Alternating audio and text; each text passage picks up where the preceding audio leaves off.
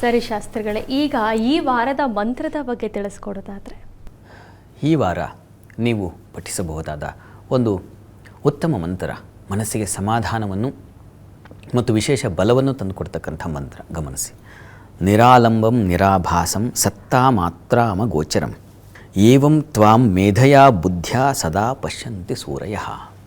ಈ ಮಂತ್ರ ಹೇಳ್ಕೊಳ್ಳೋದ್ರಿಂದ ಯಾರ ಅವಲಂಬನೆಯೂ ಇಲ್ಲದೆ, ಯಾರ ಇನ್ನೊಬ್ಬರ ಸಹಕಾರ ಮತ್ತೊಬ್ಬರ ಸಹಕಾರ ನಿರೀಕ್ಷೆ ಮಾಡದೆಯೇ ನಮಗೆ ನಾವೇ ಆನಂದ ಹೊಂದುವ, ನಮಗೆ ನಾವೇ ಲಾಭವನ್ನು ತಂದುಕೊಳ್ಳುವ, ನಮಗೆ ನಾವೇ ಬಲವಾಗಿರುವ, ಯಾರ ಬಲದಿಂದ ಇದ್ದೀವಿ?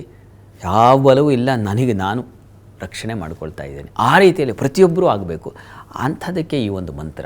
ಇದು ಕೇವಲ ಲೌಕಿಕ ಅಂತಲ್ಲ, ಇಲ್ಲಿಂದ ಪಾರು ಮಾಡಿ ಭಗವದ್ ಕೃಪೆಯನ್ನು ಉಂಟು ಮಾಡೋ ಹಾಗೆ ಮಾಡುತ್ತೆ. ಈ ಮಂತ್ರ ಬಹಳ ವಿಶಿಷ್ಟವಾದದ್ದು.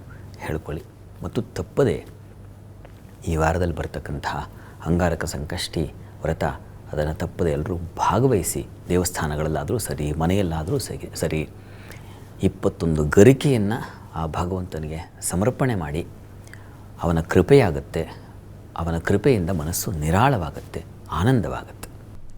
ಸರಿ ಶಾಸ್ತ್ರಿಗಳೇ, ಇವತ್ತಿನ ವಾರ ಭವಿಷ್ಯ ವಿಶೇಷ ಕಾರ್ಯಕ್ರಮದಲ್ಲಿ ಸಗಣಿ ವ್ಯಕ್ತಿತ್ವದ ಒಂದೊಳ್ಳೆ ಮಾತಿನಿಂದ ಹಿಡಿದು 12 ರಾಶಿಗಳ ಜೊತೆಗೆ ಹಾಗೂ ಅಂಗಾರಕ ಸಂಕಷ್ಟಿ ಜೊತೆಗೆ ಒಂದೊಳ್ಳೆ ಮಂತ್ರವನ್ನು ಕೂಡ ತಿಳಿಸ್ಕೊಟ್ರಿ. ಧನ್ಯವಾದ ಶಾಸ್ತ್ರಿಗಳೇ.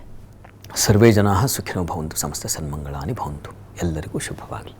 ವೀಕ್ಷಕರೇ, ಇದಾಗಿತ್ತು ಇವತ್ತಿನ ವಾರ ಭವಿಷ್ಯ ವಿಶೇಷ ಕಾರ್ಯಕ್ರಮ. ನೇರ ದಿಟ್ಟ ನಿರಂತರ ಸುದ್ದಿಗಾಗಿ ನೋಡ್ತಾ ಇರಿ ಏಷ್ಯಾನೆಟ್ ಸುವರ್ಣ ನ್ಯೂಸ್. ನಮಸ್ಕಾರ.